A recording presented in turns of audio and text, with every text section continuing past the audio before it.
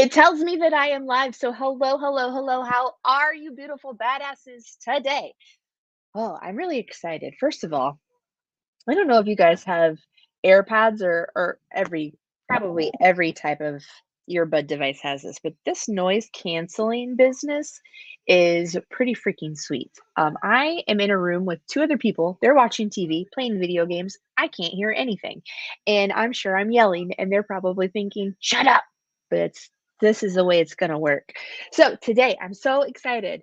If you were watching or you saw any part of the replay from last week's Purpose and Profit event, Dira, the dragon warrior goddess, and I were having a chat, and actually her final thoughts were like, oh, we should totally dive into that during today's Badass Funnel Fiesta. So we're going to talk about finding, discovering, becoming the favorite version of yourself. I have no idea what this conversation is going to look like because neither one of us could remember the great idea that we had. We just knew there was an idea and we are going to hang out. So I'm going to bring her up, one of my most favorite people.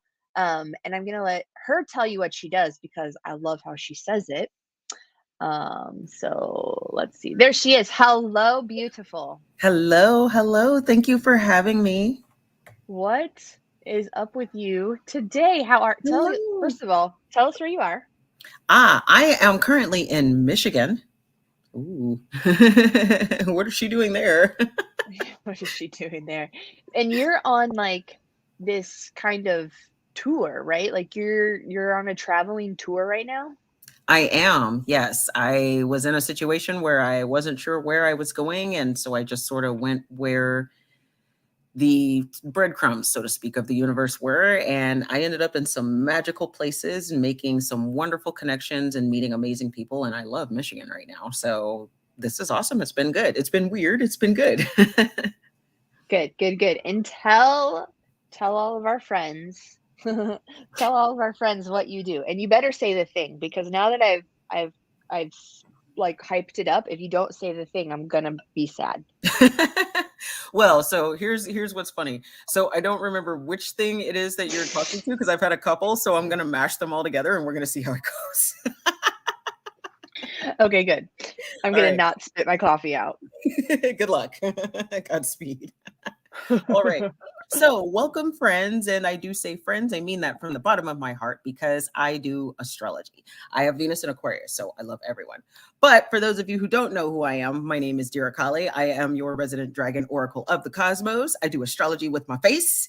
And what I always tell people is that it's not about the messages that you get, it's not about me or what I say. It's between you and the universe. I'm just a sexy ass radio. So, that is my intro. Hopefully, that covered it.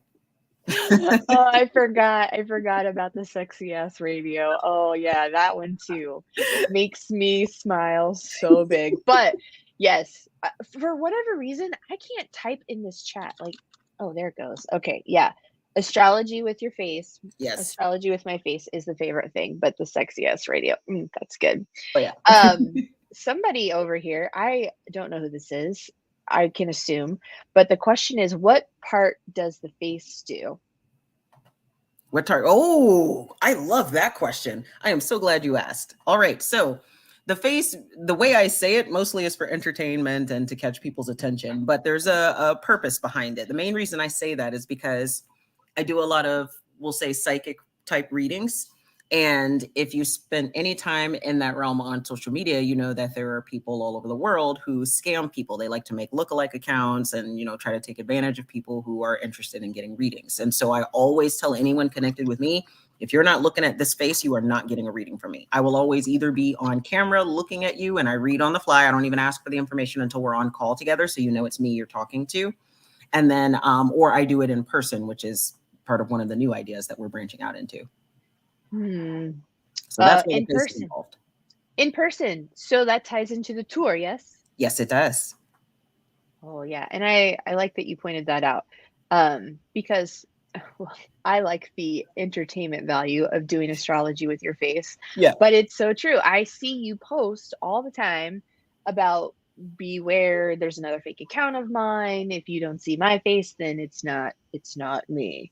So I forgot about that part. I like it. Yes. I like it a lot. Okay, so we were talking last week. Mhm. I don't even know. I could go find the. Maybe I should go pull the transcript up again, but I think I already closed it. But when we were getting off of our fantastic call last week, you mentioned in your closing comments how you want to help people discover their favorite version of themselves or something around that. Yes. Okay, let's totally dive into that Let's. because I resonate with this so much because I have come a really far way. We'll say the last 2 years, um, because I kind of figured out what I was. I I finally said I don't care anymore about a year ago, and Yep. now people have gotten to know me over the last year. So in we'll say the last 2 years, I Mhm. really had to accept that this is my favorite version of me. Yes. So I would love to have this conversation. Let's see what happens. I'm ready. I don't even know where to start. Where should we start? I Well, think I think that I feel like what you had said something about the planets where they were, and that led to the comment that came up, but I can't remember now. it probably had to do with, if I'm thinking about the planets and where they are, probably Venus, who is retrograde right now. Venus is the planet of love and beauty and aesthetics and art and, things of that nature, the things everybody loves. But when a planet goes retrograde, it visually gives us the perspective that a planet is going backwards from our Mhm. perspective on Earth. It's not actually doing that. It's just the way the orbits are sort of, they're weird. They're not perfect circles. Everybody assumes an orbit is a perfect circle. It's not. But astrologically, since astrology is observational science, and essentially it tells you where all the celestial bodies are and how that correlates to the behavior of humans and various other things. And so when you look at astrology and you say, okay, well, Venus, the planet of love, is retrograde, so it's about self love. Okay.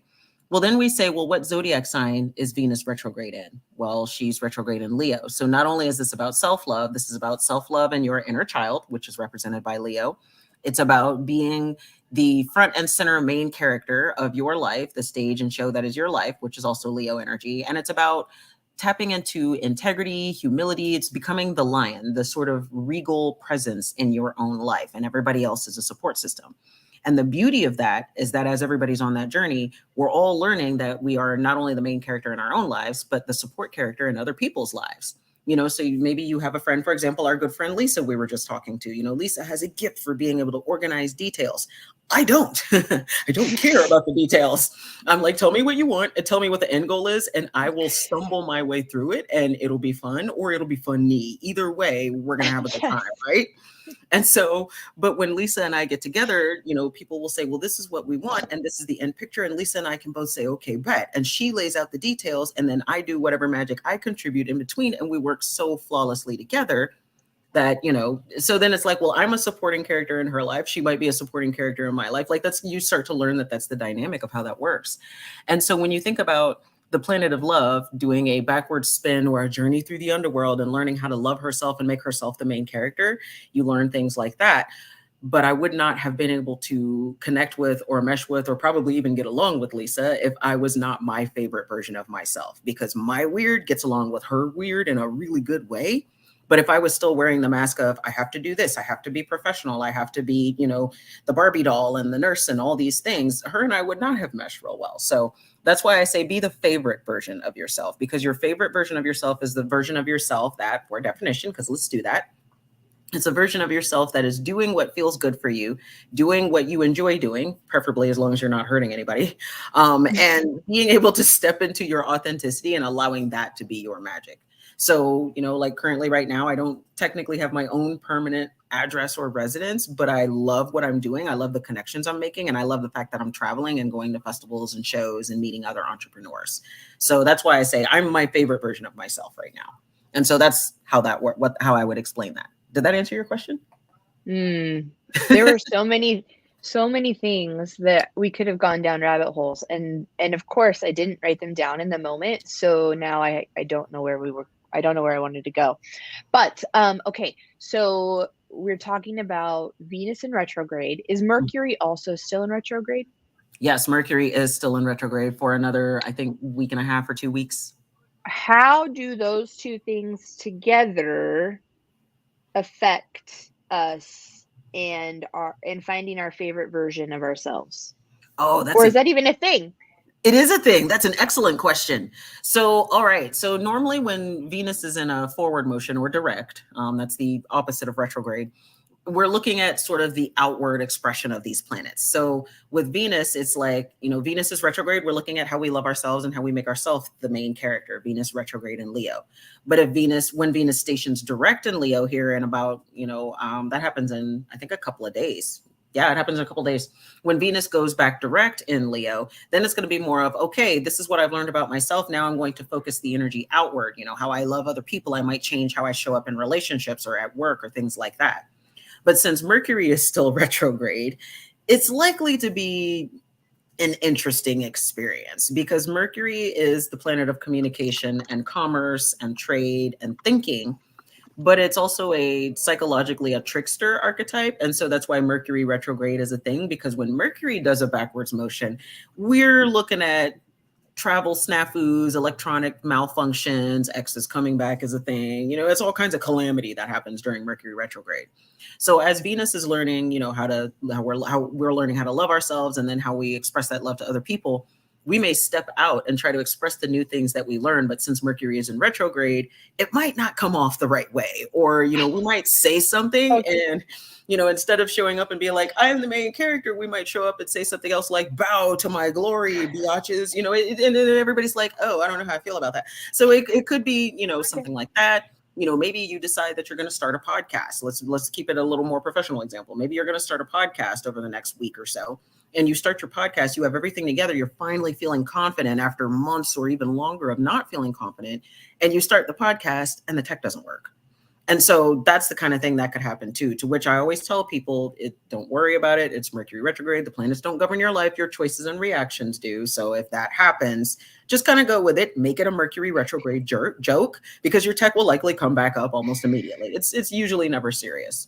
And so that's how I would say that all kind of fits in with Mercury being retrograde right now, is that it makes things a little bit tricky to communicate and to kind of trade. That is quite interesting. And the chat is blowing up, or all of the live streams are blowing up. Somebody somewhere has definitely resonated with the bow to my glory biatches, because it's all over the place. I think that's so funny. That's excellent.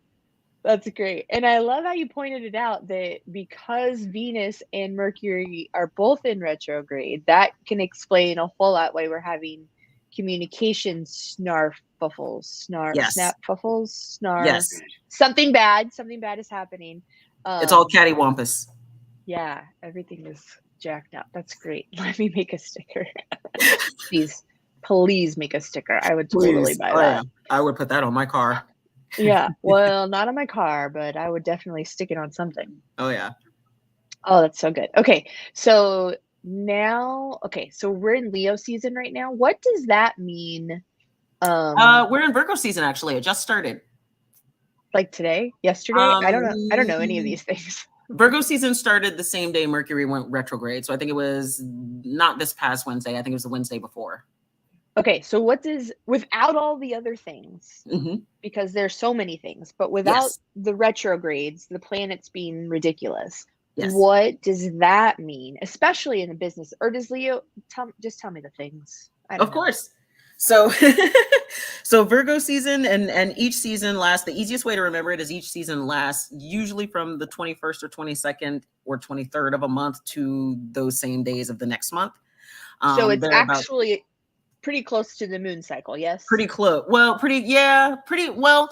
This is here's how we'll call it the sun cycle. Okay. And so the sun, whereas the moon moves through the entire zodiac in about 3 days, the sun moves through the entire zodiac in like 12 months ish, so it'll be in one sign, in endish of January through the endish of February, it's Aquarius season, and then it goes to Pisces season, and like that. So the 23rd, Mercury went retrograde, but that's also the same day that the sun technically moved into Virgo. Depends on how you do the space math, but in one way that's calculated, that was the day. Oh yeah, space math. Space math. Somebody put that in the chat. That's great. Space math. So per the space math that I practice, that was the day that the sun moved into the zodiac, or the constellation rather, of Virgo. So on the yes, thank you. So when I tell people that, it's like, okay, well, Virgo season, what does that mean? Well, we're in the middle of it. And what that means is if no planets were doing nothing, we would still somewhat have Virgo energy floating around. That's a good way to look at it. And what does that look like? Well, it looks like it's about to be fall. Everybody's starting to clean out. Virgo is about sort of cleaning out and providing service. Everybody's cleaning out the summer stuff and getting ready for the fall. The pumpkin spice, people are breaking that out already. The Halloween has been up for like 2 weeks already. Like Yeah, they waste no time. No. And so it's one of those things where that, holy crap, I bet they do use the, that's funny. I'm gonna have to research that.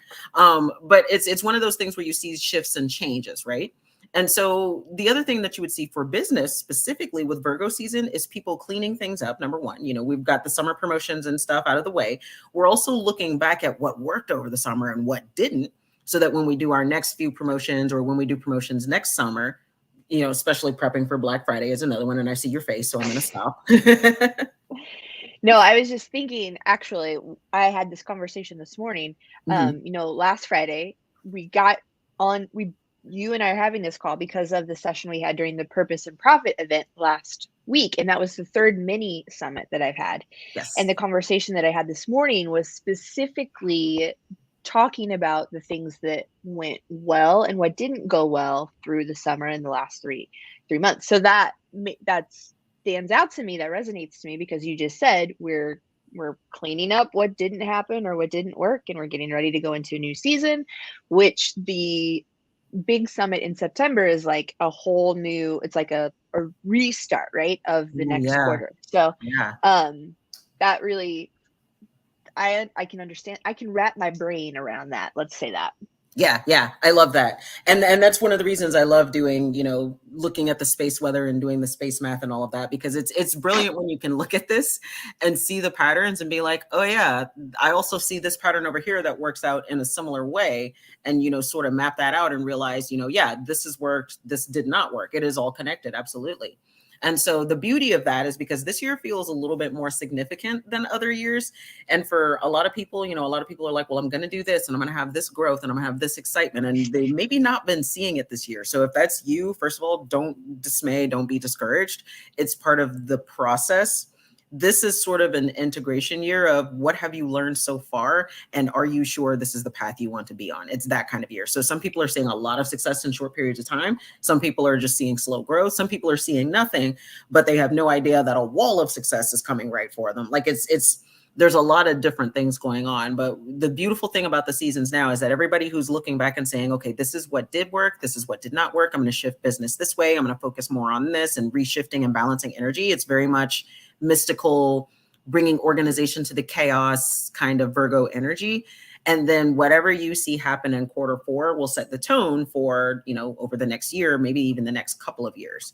And so to be able to look back and reflect and say that didn't work, but this did, so I'm going to lean into that, you're setting yourself up for success, which is what we all want. So. And I love this as well, because now we've come back to finding your favorite version of yourself. Yes. Oh, it's all connected. Somebody said that above. Yeah, it is. It's all connected. That's so good. Okay, so let's see what else. We've talked about Venus in retrograde, Mercury in retrograde, Virgo season by itself. You want to know how many planets are in retrograde? There's more than 2? Yes. Yes, there are. There's a lot more. Yeah, hit me. Give me the, what do you call it? The astrological weather forecast or something like that? Oh, the space weather forecast. Yes. Oh, yes, space weather forecast, which does not make me snicker as much as space math, but it's a close second.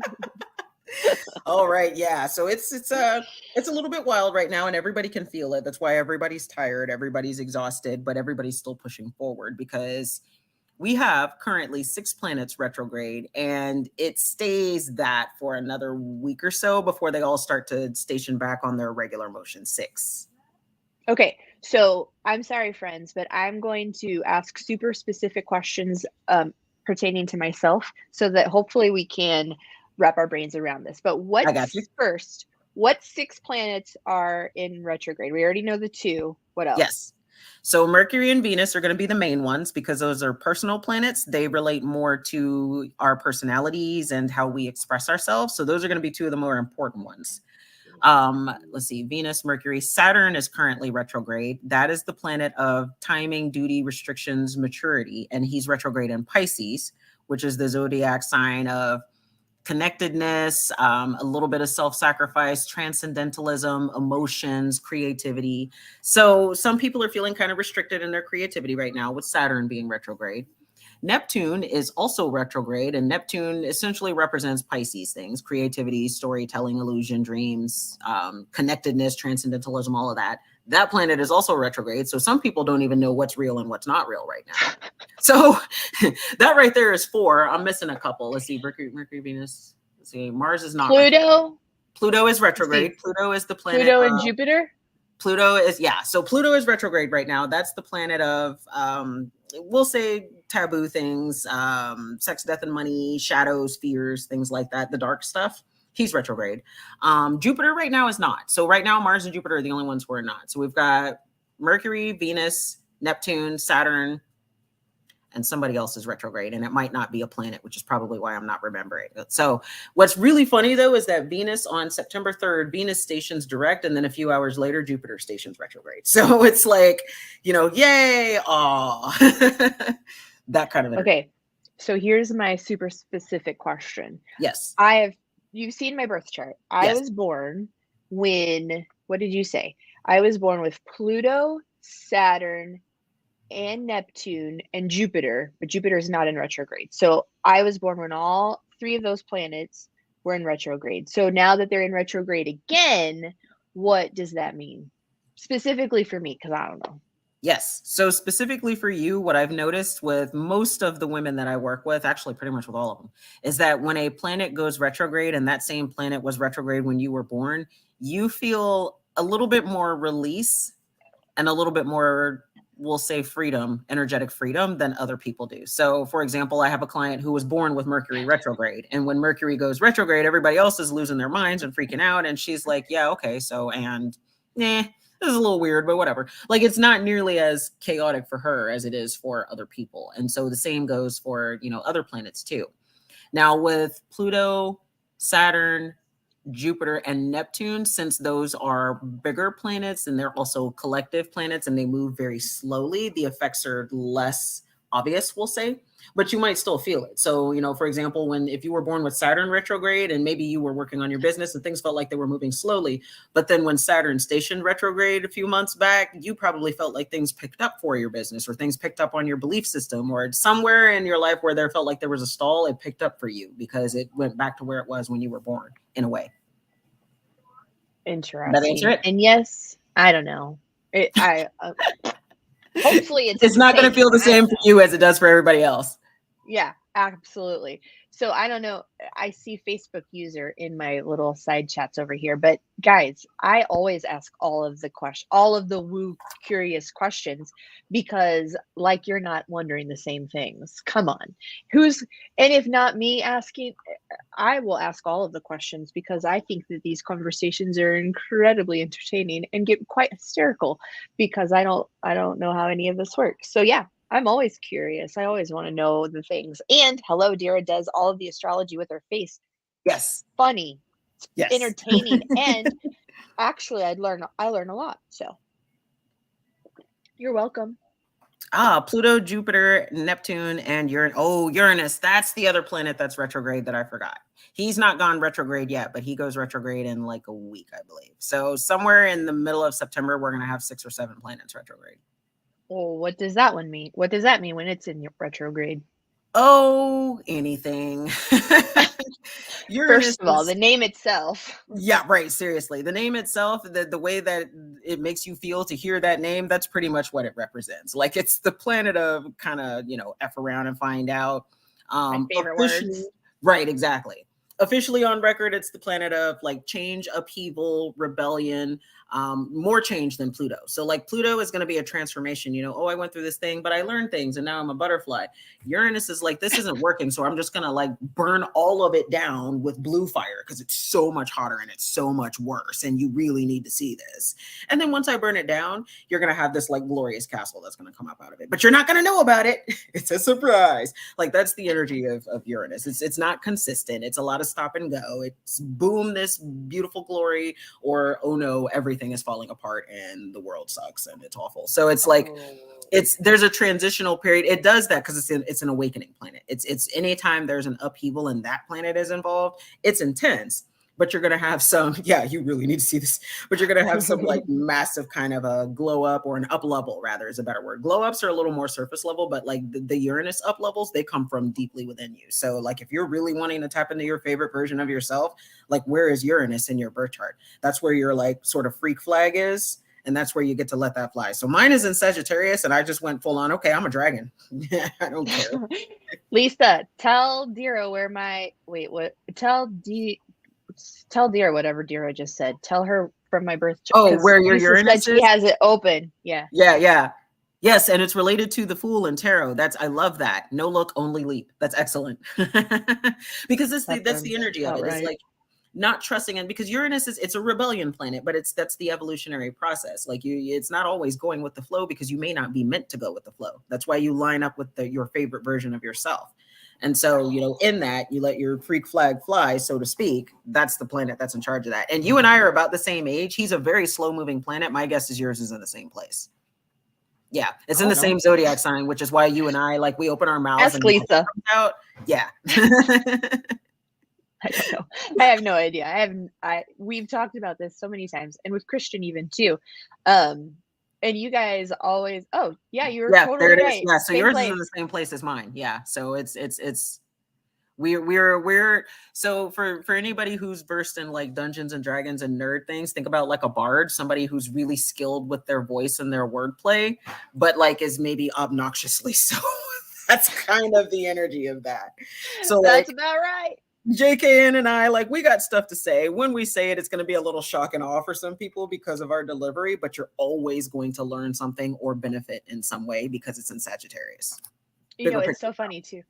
Mm-hmm. When you mentioned earlier that you would not probably have meshed with Lisa before you found your favorite version of yourself, you and I probably would not have meshed before I found my favorite version of me, because I never even would have been open-minded enough to take the time to talk about this woo-woo kind of stuff because I don't have the time, right? Mm-hmm. But now it's so much fun to talk about and to just hear how things resonate. And I'm not going to remember any of it except for the things like that one time when you told me that I could lead a cult of people into a volcano and they would pay me for the experience. I will never forget that.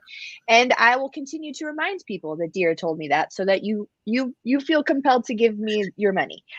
Which, by the way, that's how I do birth chart readings. If like I see stuff like that in your chart, I will tell you. That was yours, and my other favorite is the psychic storytelling space shaman. That was pretty good too. And he was like, holy crap. And he was telling me about how he like travels through dreams and meets aliens. And I was like, this is pretty awesome. That's funny. Yeah. I don't know who the Facebook user that says they didn't think it'd ever be something they want to learn, but clearly, see, this is and this is more human design friends than the astrology part. But in the last year, I have learned, again, a birth chart reading, right? But different, just a little different, that I have an open throat and I have an open head. So I excel in basically sharing other people's message. That's how come you come on these things with me, on these events, and I spend more time with other people, because you fall in love with them so much faster when I'm able to express the things that you're thinking in your head to the person I'm talking to and relate it back to whatever's going on in your life. So, I've seen a lot of people in the last year that are pretty logical minded like me dive into the woo woo because it's so interesting and fun. And honestly, these conversations that I have with my woo woo friends are a whole lot more entertaining because I am willing to let my freak flag fly and ask whatever pops into my head. And they all know that I have no idea what I'm talking about, and it's totally fine. Yeah. But what's really the beauty of that too is that some of us are old. And what I tell people, because I have people tell me that all the time, they're like, Old. well, old. I've been doing this for a while. We'll put it that way. And so what I've learned in reading people is that a lot of times people will say, well, I don't remember it, but like a few years down the road, you will remember the pieces you need to remember when you need to remember them. And that's more along the lines of the beauty of the human subconscious, as powerful as it is. It does some awful things, but that's one of the good things it does. And I have people that'll come back all the time and it'll be like, oh yeah, I totally forgot that you said this, this, and this about me, or, you know, that you told me about this, and oh, I remembered that dream that I was trying to remember when I was talking to you, but I didn't remember it when I was talking to you. And I was like, because you weren't supposed to, you know, but that's the beauty of all of this. And human design and astrology are always going to go together, because human design is astrology plus like 3 or 4 other things. And so they that's why they make so much sense together, because it's a beautiful process of learning how you work with the natural world. Mm-hmm. Yeah, I can't explain how I feel about it, but I know I like it. Mm-hmm. Fantastic. Okay, this has been a lot of fun, but I have to go do some work. So I'm going to ask you again, and hopefully this time you don't give me some new idea for us to go down a rabbit hole, but give me some final thoughts for today. Okay, so final thoughts for today. We'll take it back to the basics, and honestly, just have grace for yourself, because things are wild now. They will probably be a little bit wild in September as well. Just remember that you have done the best you could with what you have, and that you are still learning who your favorite version of yourself is, which we're constantly learning who that is. So have grace with yourself, allow yourself to make some mistakes, allow yourself to have some wins, and celebrate them when you do. Yeah.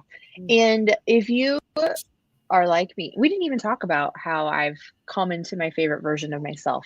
But if you're somebody like me who's, and you said this too, like you felt like you needed to be super professional all the time, which I did.